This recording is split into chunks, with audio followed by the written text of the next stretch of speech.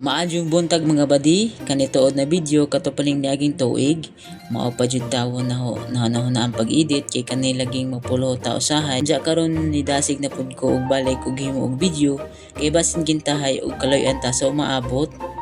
Shout out od ko aning naghalo og pansit na ang kuabanon sa una na si Miss Darly naabtik muluto og buotan.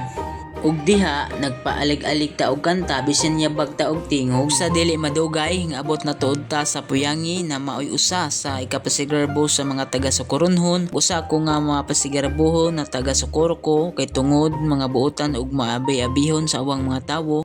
Nakita ninyo na grabe kanindot ang buhangin og hinlo sa dagat. Pwede ra pod mo bisita sa Puyangi Beach kay libre ra pod ang pagkaligo, dili lamang ta maglabog-labog og basura ug be responsible sa paghipos sa basura.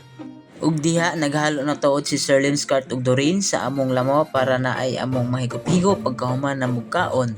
Samtang nag-edit ko og nag-voice over ani na video, gigutom na hinuon ko kay pastilan mga lamian na sudan na apay litsyon og tagumkom na panit. Big shout out tuod ko sa akong manager sa una na si Marjorie Jumar na bagtik og buutan. Naghikay na tuod mi diha mga badi og among mga plato para magsugod na may og pangaon og para mabusog ng among tiyan. Kay gipanggusla na mi diha kay mga alauna naman yata to kay nag-una mi mga games.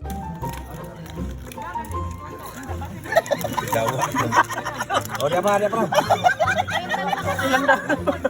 Ay, kita mag-critic kasi kita ng lovely. Bosin ka na. Ay, lovely ka na.